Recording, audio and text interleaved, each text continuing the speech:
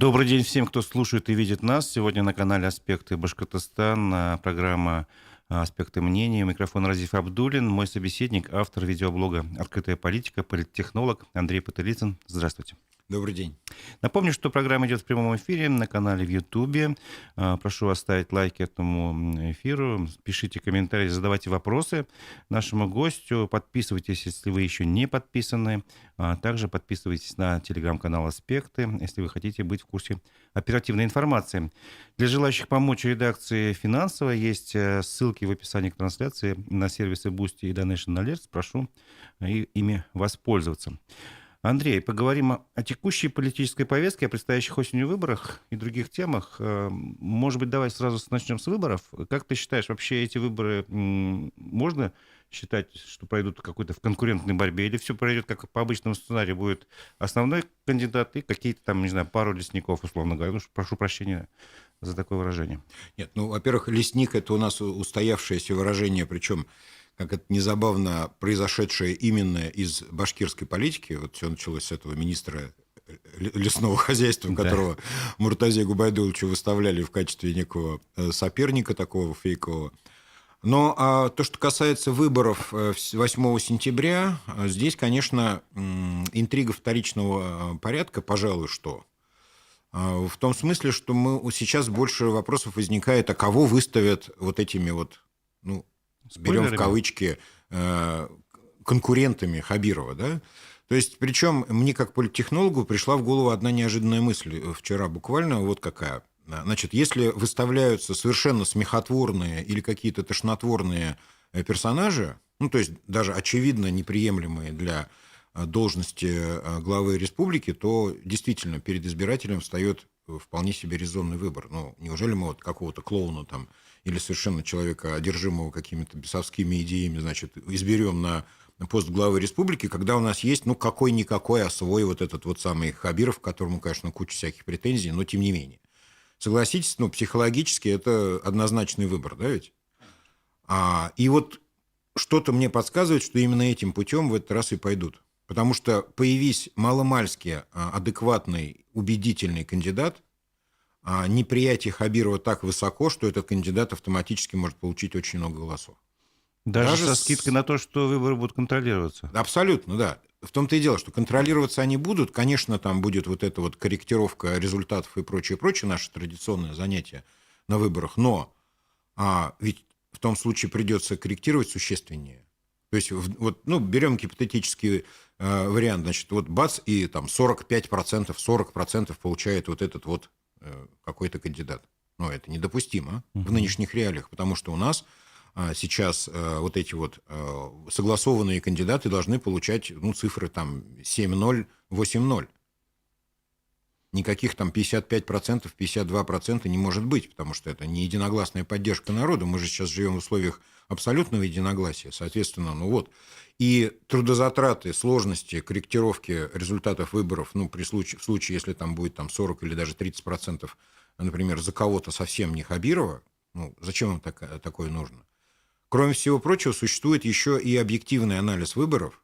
Я имею в виду, когда федеральная власть, федеральные органы снимают реальные результаты выборов для внутреннего понимания. Они, конечно, нигде не публикуются, но, тем не менее, эта цифра очень четко всегда отслеживается.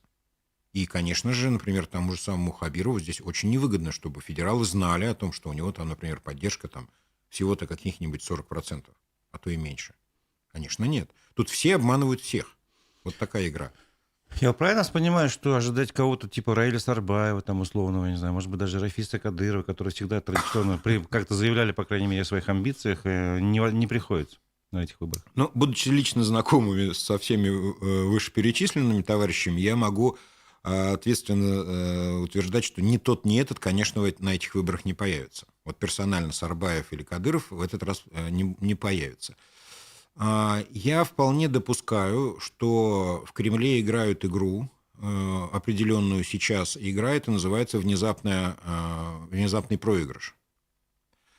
В свете последних событий и то, что мы видим, то, что происходит сейчас в России, после окончательного утверждения Владимира Путина на очередной срок, мы видим, что началась череда определенных мероприятий и манипуляций, которые должны подтвердить, что Путин жив, Путин будет жить. То есть, что это не какая-то мумифицированная персона, вот просто он там был и остается. Нет, значит, что вот Путин активно действует и предпринимает разные неожиданные шаги, и в том числе вот этот сценарий, о котором я говорю, он вполне вероятен в том смысле, что в каком-то из регионов, не будем говорить, что это Башкортостан, внезапно, казалось бы, фаворит вчерашнего дня проигрывает выборы и приходит кто-то другой. Тем самым будет иллюстрировано немыслимый уровень демократии и избирательных, значит, возможностей в Российской Федерации. Потому что вот это уныние и апатия от российских выборов, они уже довольно основательно поселились в аналитике Кремля, в аналитике администрации президента. То есть никто уже, в общем-то, и не спорит с тем, что действительно население очень так безразлично относится к выборам, а это никак не на руку. А что на это может указать? Какой признак, что, допустим, в нашем регионе именно такой сценарий может случиться? Один из показателей к этому – это очень низкий реальный рейтинг Хабирова среди населения, именно среди обывателей. То есть мы не берем социальную группу чиновники, мы не берем социальную группу, значит, сторонники партии «Единая Россия», мы берем вот широкий круг населения, который и испытывает к Хабирову различную гамму негативных чувств, от безразличия до какой-то совершенно горячей ненависти. На каком основании вы говорите вот об этом рейтинге? То есть во-первых, существуют определенные исследования, которые, скажем так, недоступны всем, но некоторым. Да? Значит, во-вторых, существует анализ, слава богу, существуют социальные сети, и по ним как раз, как бы это ни звучало абстрактно, но по ним можно брать достаточно репрезентативные выборки и результаты, хотя бы потому, что это большие массы. То есть ни один опрос не может выйти за рамки 5-7 тысяч человек. То есть это технически очень сложно, я имею в виду такие вот качественные опросы. А тут можно оценивать, хотя и поверхностно, но достаточно убедительно можно оценивать десятки и сотни тысяч человек. То есть основания полагать, что рейтинг низкий, конечно, есть, безусловно. И это первый фактор, почему этот эксперимент может состояться в Башкирии. Второй фактор, на мой взгляд, это, как ни странно, это чрезвычайная важность региона для России. Потому что, произойди такое где-нибудь в Бурятии или в Алтайском крае, это не даст такого педагогического эффекта для населения. Да, где-то там в Бурятии какие-то непонятные люди что-то не избрали своего губернатора, а пришел какой-то другой и совершенно на него такой же похожий. Я фантазирую, на самом деле, на этот счет, потому что мы пока не понимаем концепции самого Хабирова, у него электоральный опыт минимальный, на самом деле. То есть то, что с ним случилось в 2019 году, назвать-то выборами особенно и нельзя. Там, по-моему, 72%, да, у нас? Да, он тогда переплюнул Путина, что вызвало достаточно такую раздраженную реакцию в Кремле. То есть в тот момент Хабиров, по утверждениям его Центра избиркома, был популярнее Путина в Башкирии. Это, конечно, недопустимая ошибка. Недоработка, скажем мягко. Тут не успели нажать на тормоз. То есть, когда начали крутить этот барабан, значит, тогда ребята были в таком, они ажиотаже, они были немножко в эйфории, значит, они кричали, что Башкирия наш, и прочее, прочее, то есть, и не смогли совладать. Я думаю, что сейчас совладают, конечно, они будут четко отслеживать эти результаты и будут их правильно записывать, но, тем не менее, фактор непопулярности Хабирова, конечно, для него достаточно угрожающий. Ясно. Вопрос от нашей аудитории как раз по выборам. Про какие выборы вы говорите? Забелин разошлет в тики проценты, какие должны быть, и все, никто даже не дернется. Согласны с этим? В определенном смысле, да. То есть наш слушатель, зритель описал реальную картину, которую он видит снаружи. Это правда так. И так давно, на самом деле. То есть это не Забелин придумал, и даже не Хабиров придумал.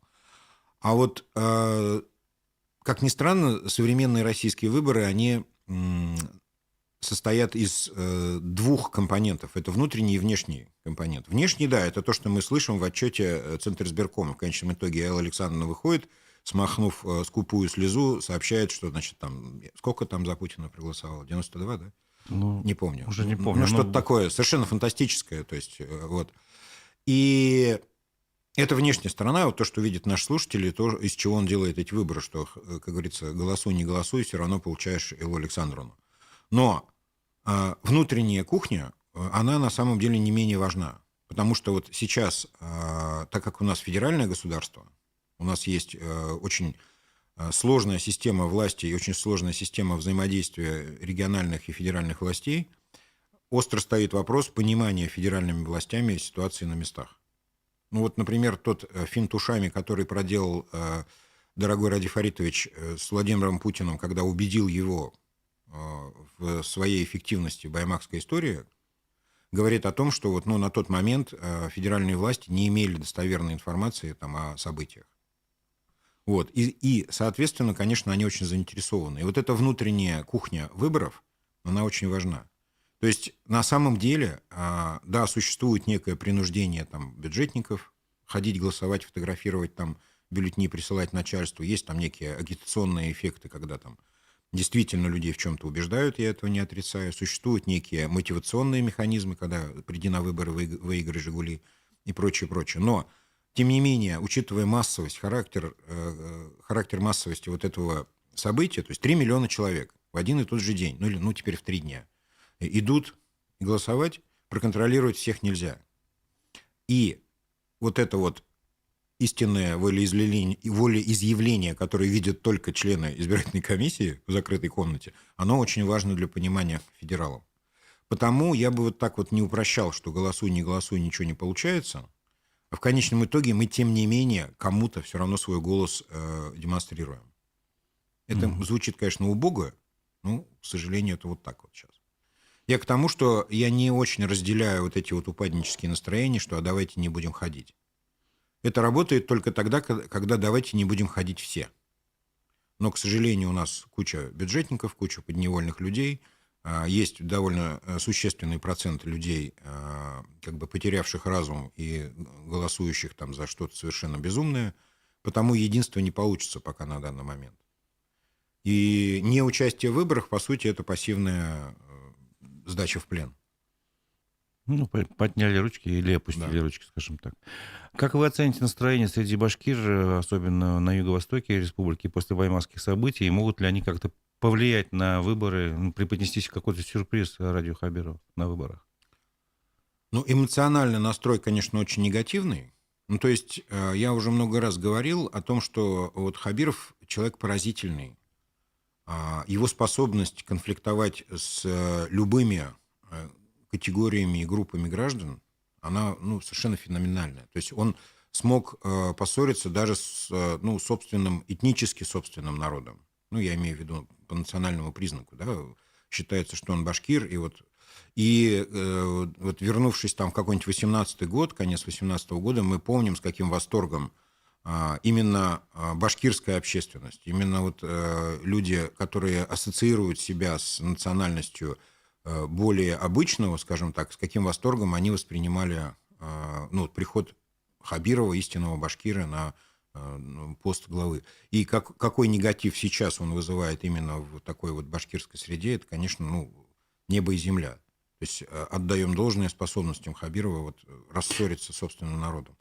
Я отвечу на вопрос. На юго-востоке, конечно, внутреннее раздражение от Хабирова несколько выше, чем на других территориях в Башкирии. Ну, способно ли вот это раздражение вызвать какую-то организованную силу, то есть организовать там грамотное наблюдение, может быть, или протестное голосование, что-то в этом роде? Категорически нет. И тут дело не в наличии отсутствия вот этого раздражения, а в том, что у нас сейчас технически не просматривается перспектива возможности хоть какой-нибудь организованной деятельности на выборах. То есть у нас, в общем-то, абсурд дошел до определенного уровня, в том смысле, что у нас и партия власти-то, собственно, не может организовать таких вот массовых и существенных процессов на выборах. Поясните, я имею в виду, понятно. Что даже имитировать некое наблюдение, а ведь «Единая Россия» регулярно на выборах выставляет наблюдателей. Да. Вот. Но о них что-то не слышно, что какие-то они там протесты заявляют. О чем мы и говорим. Что мы не видим даже заявления о технических ошибках, я уж не говорю там о злоупотреблениях. А вдруг какой-нибудь коммунист где-нибудь злоупотребил, где-нибудь в Нефтекамске, говорится, там, подговорил всю свою родню там, голосовать и прочее. Мы даже этого не слышим. Я к чему? К тому, что сейчас ситуация внутри гражданского общества такова, что даже партия власти не особенно эффективно может инициировать какие-то вот такие вот массовые процессы, как, например, наблюдение на выборах. У нас в Башкирии 3364 избирательных участка. Да? То есть, ну, худо-бедно нужно мобилизовать как минимум 6600 с лишним наблюдателей, а вообще-то больше. Так, есть там запасные, замены и так далее по технологии. Так что вот, нет, И ответ заявить, мой, по-моему, ответ надо за мой месяц нет. до выборов, еще, если не ошибаюсь, да? Да, там еще куча сейчас Там много ограничений по чего есть. поводу наблюдения. Хорошо, ну вот касаясь темы выборов, не могу не поговорить о Диларе Гундоровой. Вы про нее уже несколько раз говорили на своем канале, но я все-таки хочу вас спросить сейчас, здесь и сейчас. Есть ли у нее какие-то шансы на предстоящих выборах главы? Технически никаких. Ну, поясните, почему... Не, я имею в виду, То есть вообще в бюллетень не попадет? Дилара Закуановна проделала огромный путь за последние месяцы, вот с того момента, когда она возникла, вот так вот феерически возникла в политическом поле республики, на момент ее появления она была свято уверена, что главу региона назначает президент. С тех пор она прочитала несколько умных книг, судя по всему, избирательный кодекс, Конституцию Российской Федерации, видимо, ознакомилась с Конституцией Республики и выяснила, узнала с удивлением для себя, что, оказывается, ну, по-другому немножко формируется высшая власть региона. У нее нет никаких шансов быть выдвинутой какой-либо партией, имеющей право на выдвижение кандидата здесь, в республике. Это ставит точку на всех ее стараниях. Да, согласен. Если никакая партия не выдвинет, то и не случится ничего. Да. Но вот последний раз, когда мы с ней общались, она говорила, что вроде бы договорилась с федеральным руководством партии «Гражданская инициатива», но, правда, здесь в республике региональное отделение отказывается. Да, вот этот какой-то, не знаю, этот момент можно разрешить или тоже невозможно? То есть... Я как раз-таки вот об этом и говорю. Я очень много взаимодействовал с всеми политическими партиями за, как сказать, мою карьеру политтехнолога, да, то есть участвую во всех выборах и прочее. Я прекрасно понимаю структуру формирования здесь вот этих партийных ячеек, вот этих, ну, я называю их вторичными партиями, пускай они не обижаются, да, то есть вот... можно назвать непарламентские. Непарламентские партии, ну, да, непарламентские партии, непарламентские выражения. Так вот, вот эти непарламентские партии здесь представлены людьми, глубоко зависимыми от действующей региональной власти. Так было и есть всегда. То есть все эти люди напрямую или косвенно завязаны на местные органы власти. И мотивация их здесь быть лояльными к местным властям существенно выше, чем мотивация быть руководителями этих небольших, незначительных отделений маленьких партий. Вот и все. Такая структура была сформирована еще при Рахимове. Это было очень понятно, просто и очень эффективно. То есть вот есть маленький человечек, ну, не будем никого обижать, название не называем. Он руководит этим маленьким отделением, в котором, ну, формально состоит там 15 человек на всю Башкирию. Отделение создано только для того, чтобы было. Потому что по закону, по федеральному закону нужно иметь 54 отделения по стране, минимум. Все. Он на самом деле ничего не делает. Он не получает почти никакого финансирования от партии. Ну, максимум, что происходит, ему, например, арендуют какую-нибудь комнатку в каком-нибудь офисном центре в качестве офиса этой партии. Все, он даже там булавки и ручки покупает за свой счет. Работа, как правило, никакая не ведется. И тут, но при этом он очень качественно и тесно аффилирован с местными властями. Он имеет какие-то небольшие плюшки, какие-то небольшие, значит, возможности и так далее, и так далее. То есть и вот приходит час X, и мятежная Дилара Закуановна врывается к нему в офис с криками «А давайте переустроим мир». Он говорит: да, в общем-то, я не против. Звонит начальству в Москву и говорит: вот тут у меня есть хороший вариант. Да, добро. Ему говорят: а что? Ну, конечно. Мир надо переустраивать, особенно в Башкортостане. И срочно. Дилара Закуановна уже как поделилась с вами, разив тем, что у нее почти победа в кармане, но потом этот маленький человечек по своему обыкновению ковыляет в Белый дом на регулярный прием в управлении внутренней политики. Ему говорят: слушай, а ну цванцах ферузипцах, зачем это нужно? Подумай о детях.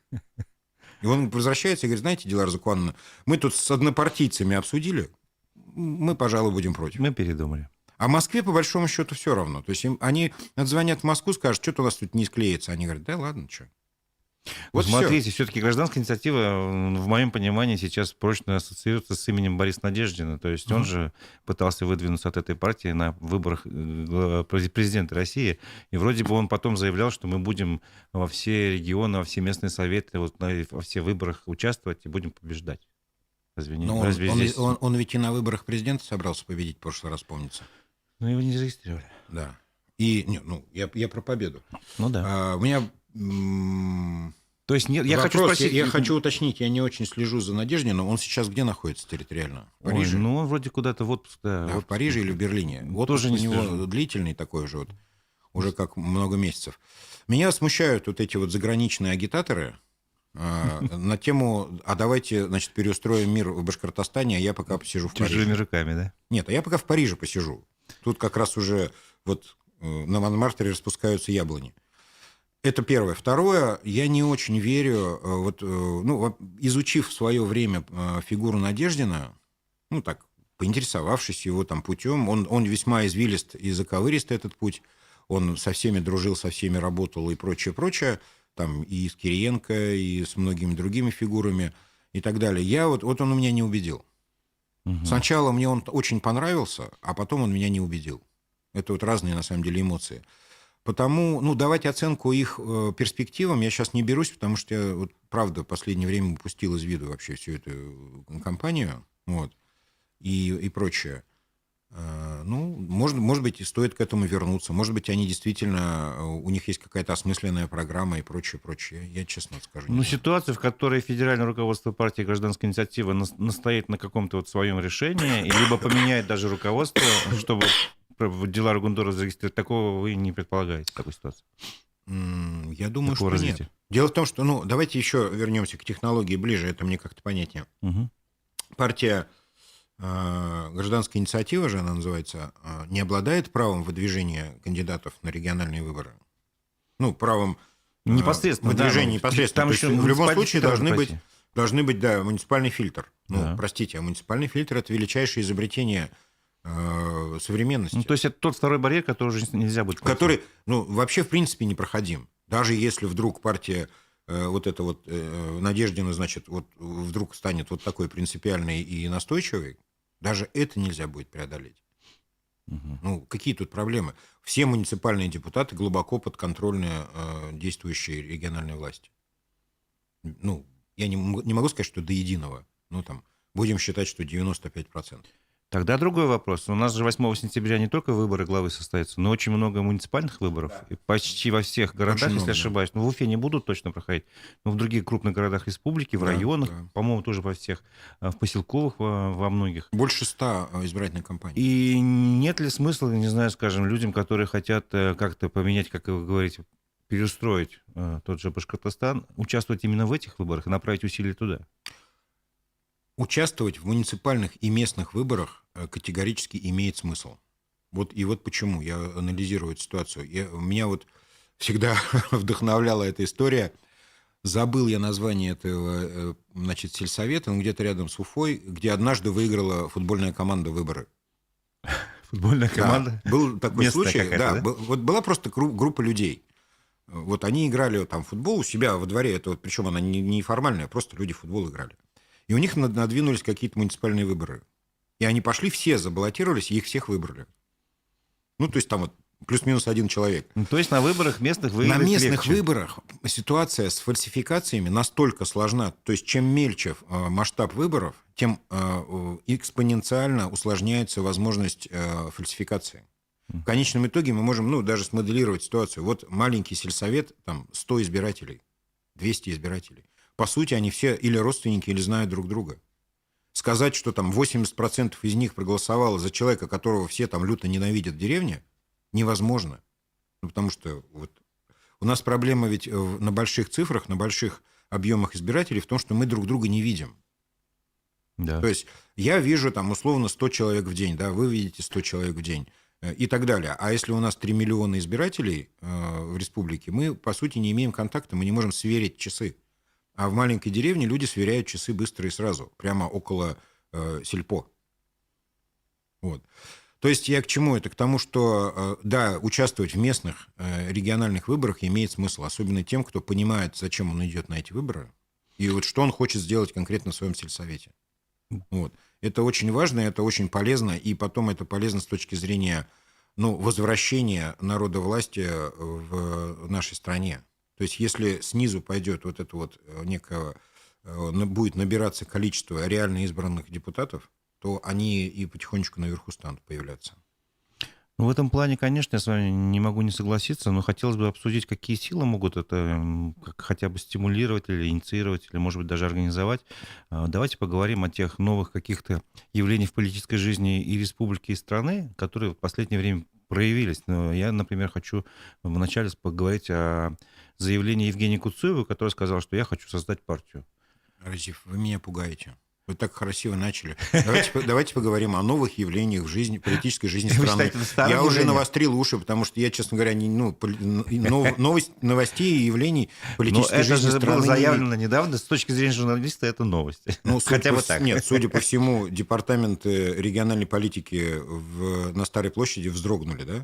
Когда это было заявлено. Я не знаю, там ни с кем Ну, хорошо, не разговаривал. оставим на вашей совести масштабирование этого явления, да, будем считать это, значит, новостью. Может быть, это просто для затравки.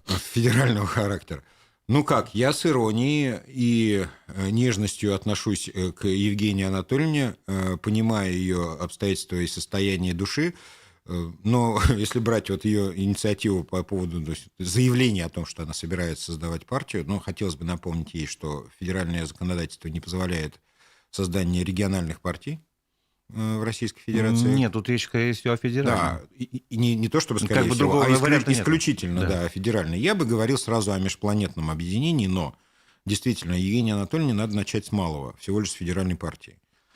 Идея сия как бы не очень новая, на самом деле. Она приходила в буйные головы очень многих, и многие даже предпринимали некие попытки. Даже были успешные попытки. И успешные можно попытки, напомнить нашим слушателям. Да. И успешные попытки были создания федеральных партий. То есть технологически это решаемый вопрос при наличии некого количества ресурсов.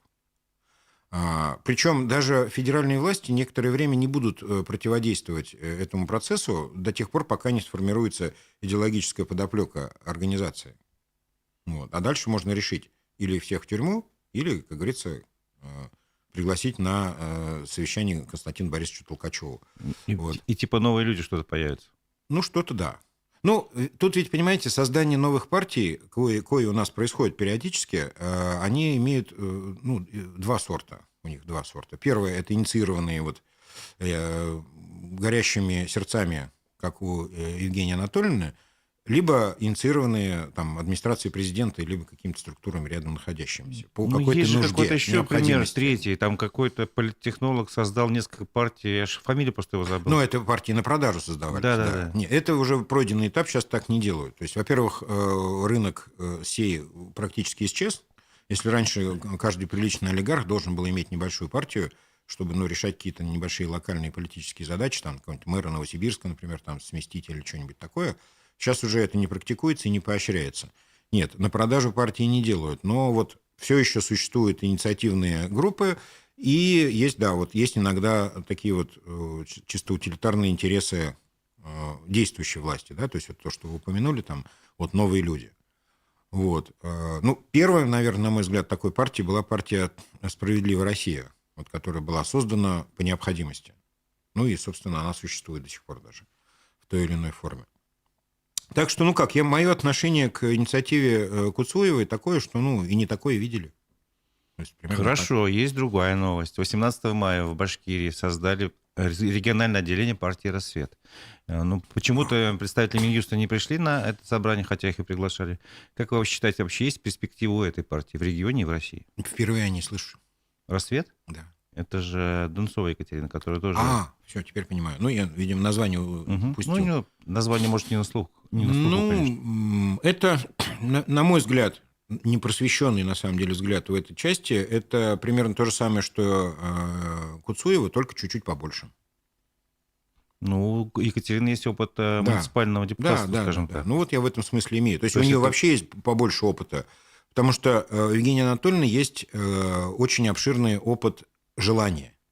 Нет, она же работала, по-моему, в управлении внутренней политики. Нет, я имею в виду желание заниматься политической деятельностью, а вовсе не политической деятельностью. У Дунцовой действительно существует достаточный опыт и муниципальной политической борьбы, и плюс к этому у нее есть некий выход все-таки на федеральный уровень. То есть в определенный момент она предпринимала попытку баллотироваться в президенты и прочее. То есть, причем так Это Ну, было достаточно достаточно громко это заметно, было, да. да. Вот я как раз об этом говорю, что это было и заметно, и в определенном смысле эффективно с политтехнологической точки зрения. То есть, ну, здесь потому и у них немножко уровень разный. Но, по сути, наверное, это суть одного явления. Ну, Что... шансы, вы не ответили на вопрос. Шансы Шансы... зарегистрироваться вообще, как бы Ну, легализоваться. Нет, зарегистрироваться шансы есть практически у любой партии. Вот, да и формально зарегистрироваться есть шансы у любой партии. Существовать шансов есть не у многих партий. То есть существовать вообще политическая партия должна работать. Она как лягушка в молоке. То есть если она не шевелится, она тонет. Вот. Либо ей кидают спасательный круг какой-то такого избыточного финансирования, она просто плавает по поверхности, да, как другая уже субстанция. Вот. Тут выбор небольшой. Я не думаю, что у Дунцова есть какие-то скрытые ресурсы там, финансирования. Соответственно, либо она будет шевелиться и значит, жить какое-то время, либо нет. А зарегистрироваться без проблем можно. Пожалуйста. У нас в этом смысле у нас все очень либеральненько. Еще одна партия, про которую хочу вас спросить, может быть, вы тоже не слышали. Русская народная партия пытается создать Иван Отраковский, отставной офицер. Он был просто у нас недавно тоже спикером. И вот я спросил, почему, во-первых, руссконародно не боитесь? У нас же запрещено формировать партии по национальному признаку. Да. Ну, тогда назовем просто народно, и все. То есть как бы идеологию оставим, название просто будет другое. Как вы смотрите на перспективу развития этой партии? Она уже создана? Она формально нет, еще не создана. Дунцова провела учредительный съезд федеральный, сейчас в регионах проводит, и у него пока еще этот Нет, процесс идет. перспективы на самом деле равны у всех, я имею в виду технически. То есть, да, если они смогут написать устав, который не противоречит российскому законодательству, Уголовному кодексу и прочим вещам, да, партию регистрируют. Дело в том, что это почти автоматический процесс. Угу. То есть, предоставив А то, что необходимое... представители Минюста не приходят, это о чем говорит? Или они обязаны Ну, приходить? это как демонстрация некой усталости от вот этого шебуршения, да, в кустах, эмоционально. А почему не приходят? Да не обязаны они это делать. Ну, То есть, на самом деле, я сталкивался с этими процессами процедурно, то есть, приносите вы папочку, заявление, паспорт, прочее, там вам дают еще задание принести еще несколько документов. Какие-то из них они проверяют, потом ставят штампик, и все, вперед. Угу. Вот. Но не забывайте только, что нужно будет отчитываться регулярно в органах там, налоговых и прочих. Там, в том же самом Минюсте теперь тоже. Вот. То есть, возвращаясь к этой вот русской народной партии, или как там она называется, меня самого очень беспокоит появление любых политических формаций и политических партий, каких-то объединений, преследующих исключительно национальные интересы. Я вот как человек абсолютно вне всякого национализма, как русского, так башкирского, так и ямало-ненецкого, меня это настораживает. То есть пример нашей истории российской как раз-таки говорит об опасности подобных явлений. Ну, мы все боимся такого проявления, но я разговаривал с Иваном Отраковским, мне показалось, по крайней мере, что он не только интересы русских защищает, но и интересы всех жителей России, которые, как он называет, коренные народы. Он против, буду его цитировать, против импортозамещения другими людьми, скажем, других наций, из других стран. Это всего лишь один из сортов шовинизма, на самом деле. Согласитесь, не совсем да? В чистом виде, как вы говорите, национализм. Национализм с сахаром, да? Не знаю, с приправой. Или с чем, да? То есть я к тому, что вообще в идеале, конечно, не должно быть вот таких вот проявлений. Я говорю, у нас слишком обширный опыт в этой стране превращения любых благих идей, которые направлены на благо конкретных национальных групп, в конфликт между другими национальными группами.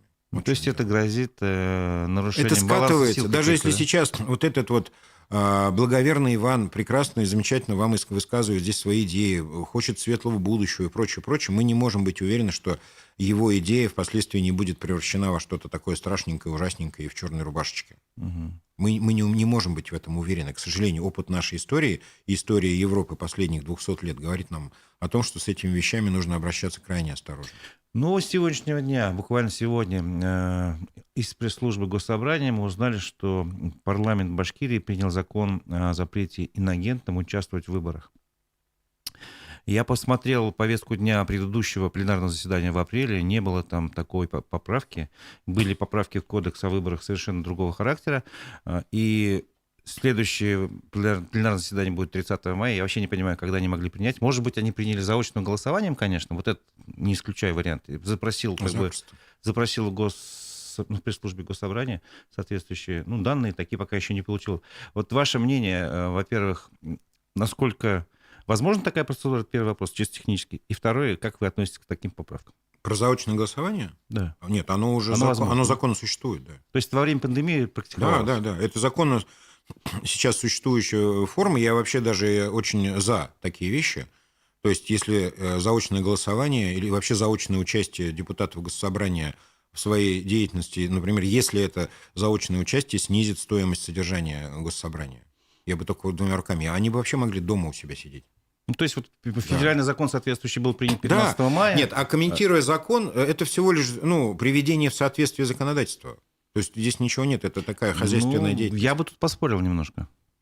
Давайте посмотрим в статью 32 Конституции, где написано, что не имеют права быть избираться и быть избранными, кто признан судом или сидит в СИЗО. Ну да, или там не достиг какого-то возраста. Ну, понятно, по возрасту нет. Да, и имеет гражданство Российской Федерации. По поводу иноагентства нет никаких вообще замечаний. Все правильно. На что я вам отвечу голосом председателя Конституционного суда. Да, скажите, что Конституция – это образ закона, а все разнообразие законодательства Российской Федерации – это дополняющие инструменты.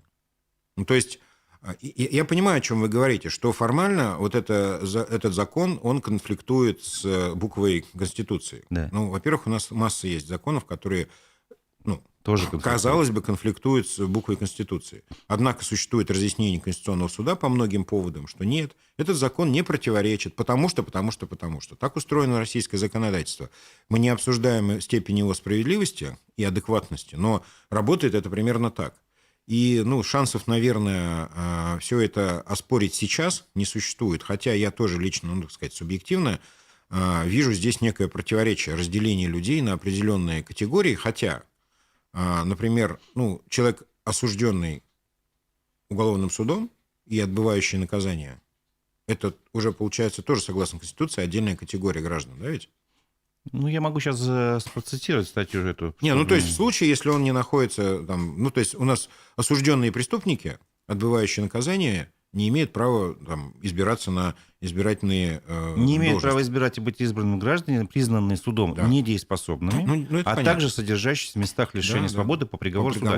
Везде присутствует слово «суд». Да. А инагентами у нас суд не признает. Мы же говорим о сортах людей. Да? То есть... Я просто говорю о том, что нарушается принцип, что лишают человека каких-то прав в внесудебном порядке. Понятно, Разиф. Я понимаю, что вы, преследуете принципы римского права о том, что любое ограничение человека в правах должно быть закреплено решением суда. Это один из важнейших принципов римского права, который как будто бы мы тоже моделируем у себя в стране. Это неофициальная, кстати, концепция. То есть все юристы подтвердят мои слова, но нигде не прописано, что мы должны этому следовать. Но Россия же это чудесная страна. Это необычная страна, это страна, идущая своим путем, и потому объяснить вам этот абсурд я не могу. Я не пытаюсь объяснить, я хочу узнать ваше отношение. Мое отношение к этому двоякое. Я согласен с тем, что хотелось бы понимать. Дело в том, что у законодательства одно из важнейших его свойств – это принципиальная понятность. Когда говорят, смотрите, если ты осужден судом, то ты не имеешь права принимать участие в выборах. Это ясно и понятно. Есть приговор, нет права быть депутатом. А тут, действительно, хорошо, Минюст признал иноагентом, и теперь он... а если завтра меня ГИБДД признает нарушителем правил дорожного движения? И такое иногда со мной случается время от времени. Если это станет поводом... и дальше начнутся какие-нибудь ведомственные полномочия, да, то есть... А потом уже председатель нашего садового товарищества получит какие-то полномочия. Согласен, но здесь есть некое противоречие. Мы с вами углубились в этот вопрос. Хорошо. Есть очень много других тем, и предлагаю еще дать возможность нашим радиослушателям. По привычке говорю. Так, очень много вопросов. мемориал, запрещенный в России, признал Фаиля Алсынова политзаключенным. Какие в России могут быть последствия для него с этим признанием? Я думаю, никаких. Никаких, абсолютно. Как Да. тут, Не страшно. да. Как вы видите, каким вы видите будущее Уфы? Какие положительные изменения отмечаете для себя, если они есть? Мне очень нравится плитка на Ленина. Я боюсь думать, сколько она стоит. Ну, то есть Тадж-Махал и египетские пирамиды существенно, видимо, проигрывают по стоимости сметных вот этих всех работ. Но она мне нравится, правда. То есть это на века. Мавлиев совершил страшную, так сказать, такую каверзу в отношении его преемников. Когда-нибудь он уйдет с своей должности, а что они будут делать? Они не смогут переложить плитку, она теперь не перекосится никогда. Вот, это мне нравится. Мне не нравится, что порубили деревья, хотя я вижу, что большинство из них действительно гнилые оказались. Мгм. Это правда. У меня во дворе упало 2 дерева в прошлом году, и потом я посмотрел на эти деревья по Ленина. Их очень жалко, но их, правда, надо было спилить. Сложно сказать. Я не пользуюсь общественным транспортом, но вижу, что люди в отчаянии, особенно в отдаленных районах. Цена поднялась, и отвратительно работает транспорт. Не могу. Я мало живу в Уфе, в том смысле, что я мало вникаю в ее изменения и свойства. Ну, смотрите, сегодня сообщили, что в Киргизии мэр столичного города Бишкека обязал чиновников делать фотоотчеты о поездках на общественном транспорте по вторникам и четвергам. Они обязаны пользоваться, значит, только общественным транспортом и фотографироваться там. И как бы получается, что они живут жизнью народа, условно говоря. Может быть, такую практику стоит вести? Нет, Киргизия отстает от нас по части вот этого безумного креатива. Это уже было. Мы даже на «Жигули» пересаживали чиновников, пытались. И прочее, это и в общественный транспорт. Все началось с Бориса Николаевича Ельцина. Он ездил на троллейбусе. Киргизия только сейчас до этого дошла. Нет, это уже вчерашний день. Сейчас у нас замминистры или там... Да, замминистра, по-моему, транспорта выбегал, значит, по утрам на остановку, замерял глазами трафик и сообщал, что все хорошо. Очень научный подход. Да, очень научный подход. У него, глаз алмаз, он такой выходил, говорил, да вы что, да тут вообще все нормально, все классно. И свистом подзывал свою служебную машину и уезжал. Вот. Нет, конечно, это не способ, это все популизм, это все как бы попытка понравиться, причем ненадолго населению. Если вас каждый день, значит, прессуют в автобусе до состояния, значит, селедки в бочке, чтобы там не отчитывались видео и аудио эти чиновники, вас все равно не переубедит это в том, что транспорт плохо ходит. Ну, а если без шуток, все-таки что нужно сделать-то? Нет, без шуток не нужно ходить и делать видеоотчеты, потому что это очень дорогие видеоотчеты. Эти люди получают так много денег, что каждый час их работы нам обходится очень дорого. Нам не нужны эти видеоотчеты. Что нужно делать, я глубоко уверен и знаю, что нужно делать, чтобы исправить транспорт в Башкирии. Вот звучит это, конечно, пафосно. Поделитесь хотя бы Нужно чуть-чуть. перестать искать среди своих друзей, знакомых, родственников человека, подходящего на роль руководителя этой сферы, и нужно отдаться в руки профессионалам. У нас существует в России несколько научно-исследовательских учреждений, которые проводят анализ и дают четкие последовательные рекомендации для каждого города, учитывая его уникальность, географию, топографию и прочие, национальные особенности и так далее. Я могу ошибаться, но, по-моему, в бытность еще Качкаева подобный анализ был проведен. Были оплачены деньги, Петербургский какой-то институт делал это исследование. Об этом много говорилось на всяких форумах транспорта. И я читал этот документ, там были очень, очень интересные рекомендации, но они очень не понравились городским властям. По части, там было 2 причины. Первая, некоторые из них были достаточно трудоемкие и не хотелось за это браться, а некоторые из них противоречили частным интересам некоторых там групп, скажем так. Угу. И все. И это оплатили это исследование, убрали это в шкаф и ничего делать не стали. Вот ровно вот это сейчас нужно сделать. То есть надо перестать стесняться собственной некомпетентности, потому что мы не специалисты во всех отраслях. Берут какого-нибудь родственника из Ишимбая и делают из него там, значит, замминистра, и он, значит, бегает с вытаращенными глазами и рассказывает, что никакого трафика нет. Нет, так не пойдет, это не работает. Общественный транспорт во всем мире признано, это достаточно такая научная система, которую можно регулировать, которую можно сломать. То есть если в центр там, компьютера ударить топором, он точно больше работать не будет. Вот. И, соответственно, ее можно как настроить, так и сломать. Вот сейчас Техас Хабирова – это апофеоз того, что они просто все сломали. В принципе, никогда не поздно начать ремонтировать. Ясно, ясно. Поговорим о череде коррупционных дел, в том числе они же сейчас и в сфере транспорта. Вот насколько уже министров, во-первых, поменялось, во-вторых, сколько помимо министров других там деятелей, там Башкиравтодор и Башспирт, и много чего задержаны и прочее. И недавно, по-моему, МКС писала вот, типа топ-5 последних дел в этом году и спросила мнение эксперта одного. Он говорит, что это похоже на то, что на самом деле это не реальная борьба с коррупцией, а война компромата внутри элиты. Все пишут доносы друг на друга, каждый пытается утопить ближнего. И когда такой вал дел наблюдаем, это вывод, что информация поступает изнутри самой системы и зачастую носит заказной характер. Вы можете прокомментировать такое мнение? Мнение я могу прокомментировать. Я полагаю, что в таких сложных процессах никогда не бывает одного вектора движения. То есть это точно не только взаимная компрометация интересантов. Тут есть и достаточно эффективная работа спецслужб и, правоохранительных органов. Тут есть, собственно, есть примеры.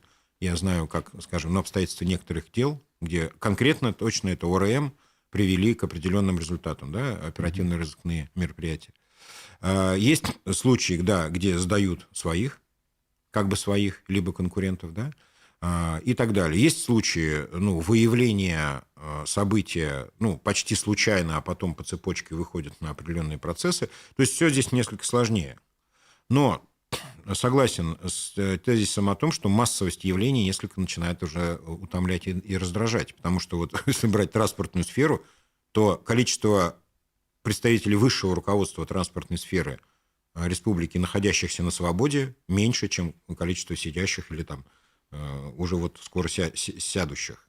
То есть последовательность арестов или там судебных претензий к именно должности министра транспорта, простите, уже настораживает. Два подряд. Один сбежал. Можно сказать, что следующий уже вообще не захочет там вот, находиться. Да, сейчас на время исполняющей обязанности как себя чувствует, я не понимаю. Да, безусловно. То есть, если ты ничего не нарушаешь. Любовь Минакова пока окрылена мечтой и, так сказать, своим желанием сделаться на самом деле министром, чего я ей не желаю на самом деле. Вот. Но, ладно, барышня такая честолюбивая, посторонняя, может быть, не разобралась до конца во всех делах. Но действительно, эта закономерность, она пугающая. И она говорит вовсе не о том, что кто-то там кого-то сдает и занимает места, а для меня лично это говорит о том, что система сложилась вот в транспортной и дорожной сфере. Тут нужно подчеркнуть, что и дорожной сфере. В основном это все-таки дороги.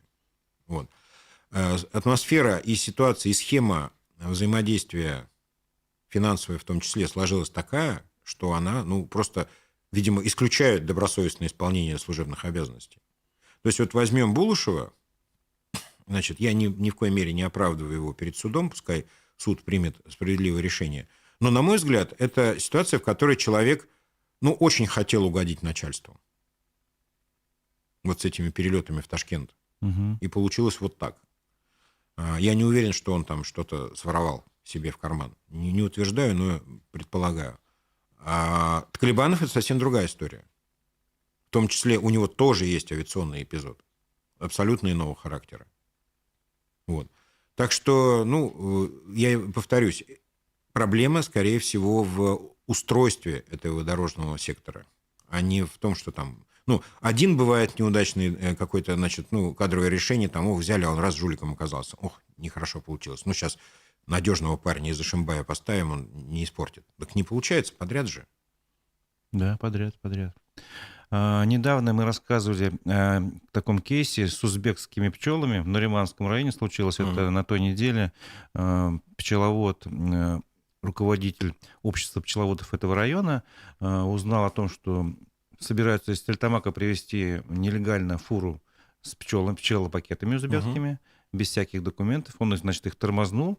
А оказалось, что сопровождает машину груз сотрудник Россельхознадзора, который должен законность как раз соблюдать. Документов никто не показал. Машина развернулась, временно уехала в другой район. Полиция приехала, говорит, мы уже в этом районе не можем туда ехать. То есть как бы они рассосались. Ночью все-таки им удалось проникнуть туда, куда им надо было. И, ну, там, к какому-то местному пчеловоду. В итоге эти пчелопакеты стали продавать.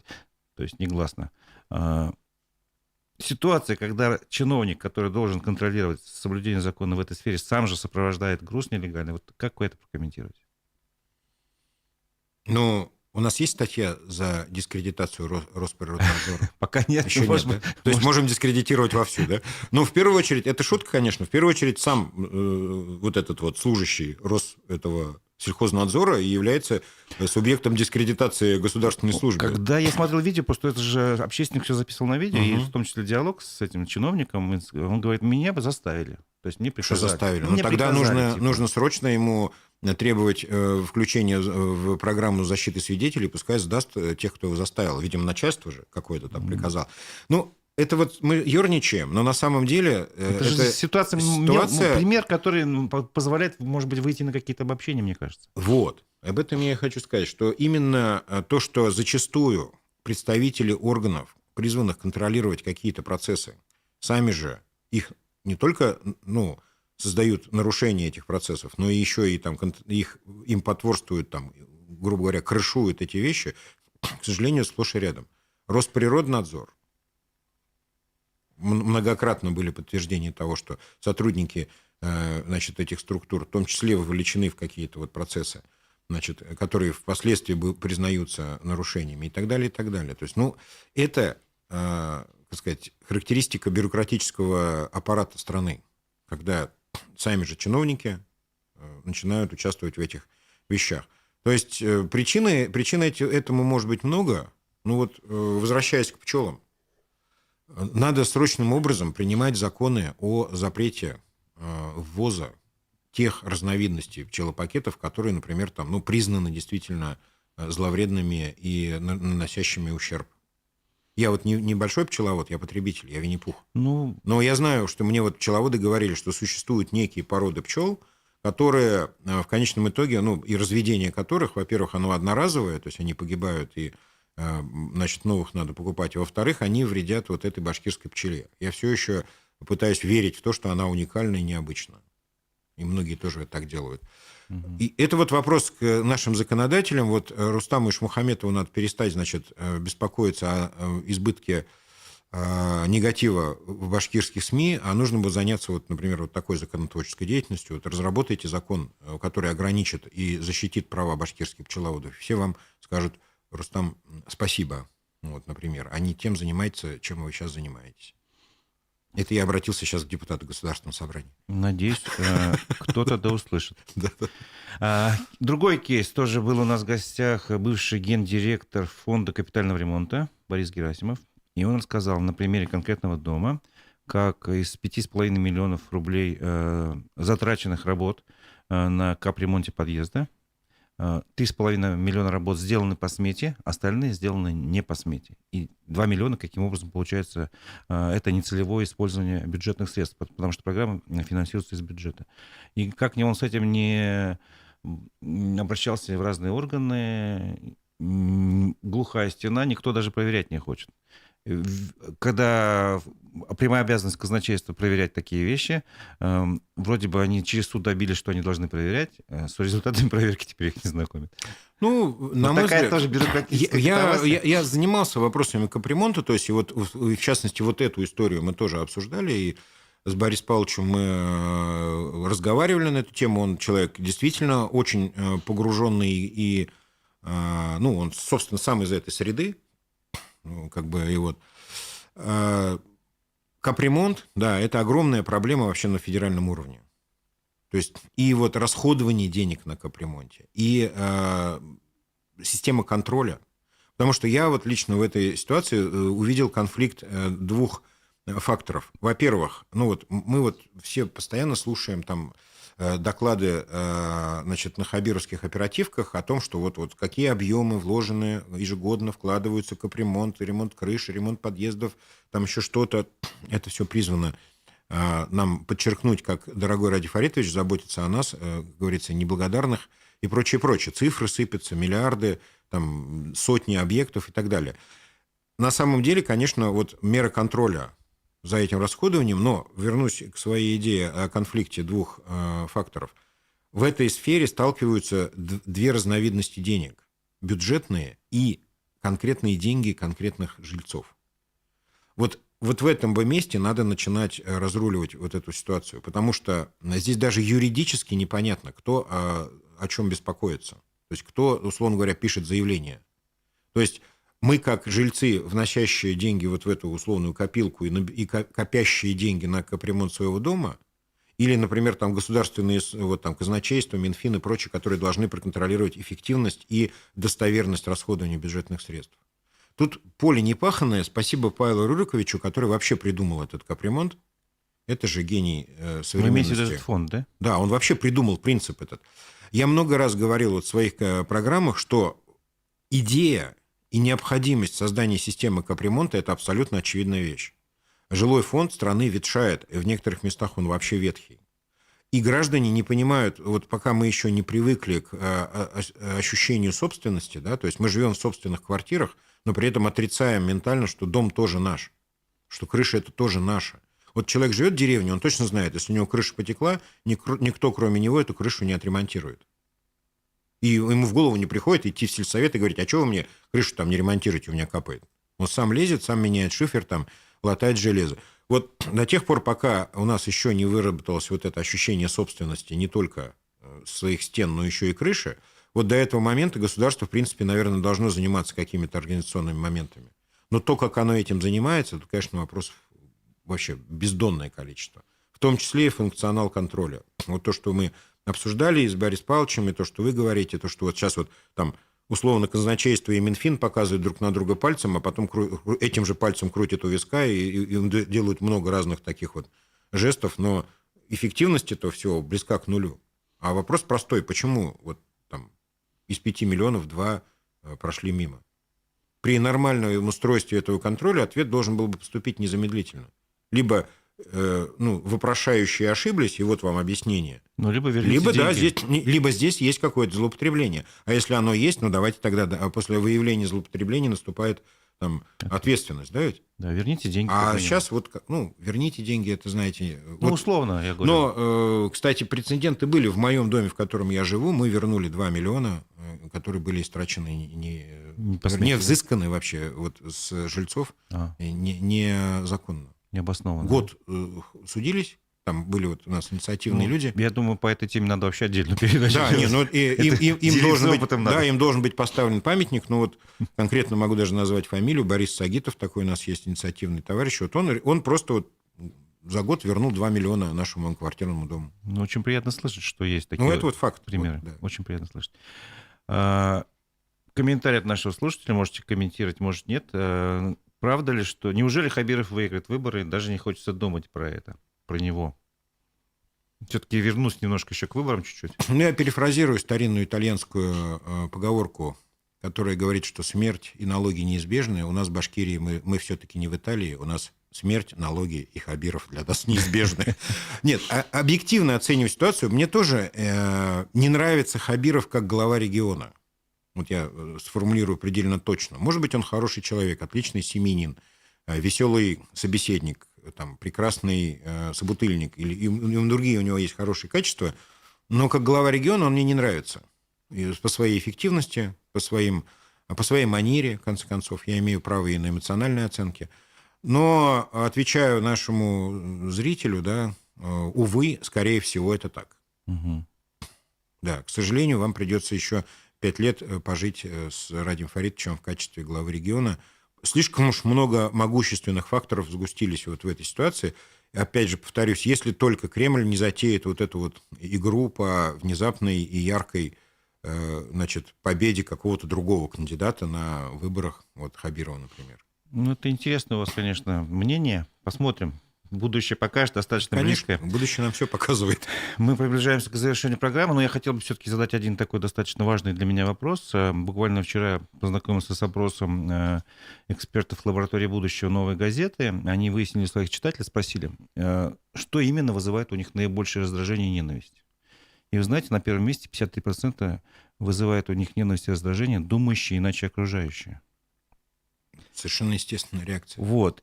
Плюс сейчас многих интересует процесс судебный над режиссером и сценаристом спектакля «Финист. Ясный сокол» Светлана Петричук и Евгений Беркович. Там, оказывается, есть уфимский след. Там есть некая свидетельница Наталья Григорьевна Асеева из Уфы. Она написала какое-то свое заявление. Прошу сделать максимум, чтобы предательница Беркович получила за клевету, разжигание ненависти к армии России еще за то, что только можно по нашему законодательству. Неужели мы настолько вот до такого состояния дошли, что можем ненавидеть тех, кто думает иначе? Вот ваше мнение? Ну, это вообще для последнего вопроса в сегодняшней передаче очень некорректный вопрос. Это вопрос на 10 передач. Во-первых, есть реликтовая реакция организма на несогласие с собственными действиями, и, ну, в том числе и рассуждениями и мыслями. Да? То есть, если вы идете, и в толпе вам навстречу идет человек, который идет наоборот, он у вас вызывает просто, ну, естественное инстинктивное раздражение. Это первое. А потом еще существует масса наработанных социальных реакций.